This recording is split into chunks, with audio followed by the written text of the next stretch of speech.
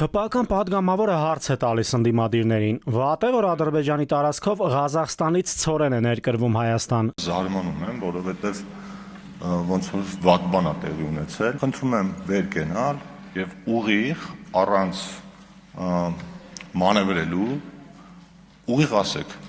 տեղի ունեցածը Հայաստանի համար դրական զարգացում է թե ոչ։ Անդիմությունից Գեղամ Մանուկյան արձագանքեց Թունյանին. ժամանակին Սիրիայից եւս ցորեն ներկրվեց Հայաստան Թուրքիայի տարածքով, սակայն դա չխանգարեց, որ Թուրքիան 93-ին փակի Հայաստանի հետ սահմանը։ Հայաստանի էկոնոմիկայի նախարարը ով է։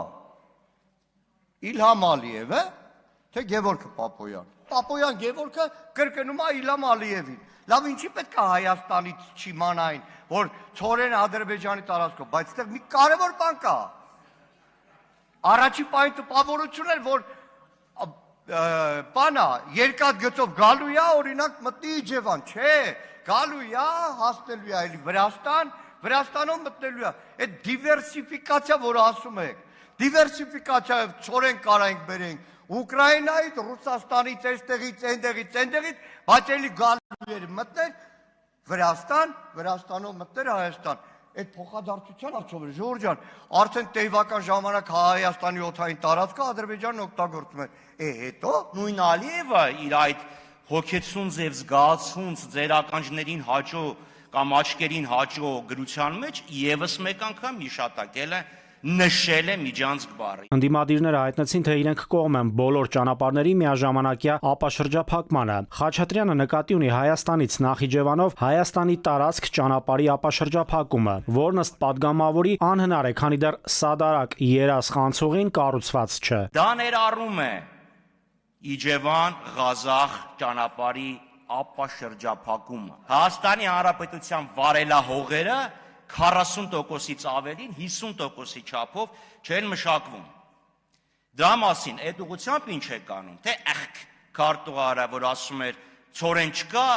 բրինձ կուտենք, բրինձ բերեք։ Ադրբեջանը որևէ քայլ չի արել իր տարածքով դեպի Հայաստան մտնող գոնե մի կածան ապաշրջափակելու ուղղությամբ։ Անդիմադիրը հարց ուղեց Թունյանին. ի վերջո ՔՊԱ-ական պատգամավորը կարող է ասել, որքան եւ ինչ գնով է ցորեն ներկրվում Հայաստան։ Կարող է անկարծես մի բուր մեկը լցնի գրպանը գա ասի դե տես։ Ավելի էժան է գալու, քան կգար Ուկրաինայից։ Հիմա ինձ տպավորությունն էր, որ Ադրբեջանից ուղիղ Հայաստան պետք է մտնի Իջևանի երկաթգծով։ Սիրելիներս, Իջևանի երկաթգիծը քանդած է։ Թբիլիսիում Մետաքսի ճանապարհ միջազգային համաժողովին Փաշինյանը Ալիևի տարանցման սահմանափակումների վերացման վերաբերյալ հայտարարությունը որակել է չափազանց կարևոր։ Փաշինյանը նաև հայտնել է, թե Հայաստանը պատրաստ է ապահովել բեռնատարների տարանցումը Թուրքիայից Ադրբեջան։ Քաղաքական առումով մենք պատրաստ ենք նույն կերպ ապահովել Նախճեվանի ինքնավար հանրապետությունից դեպի Ադրբեջանի հիմնական մաս եւ հակառակ ուղղությամբ տարանցումը Հայաստանի տարածքով,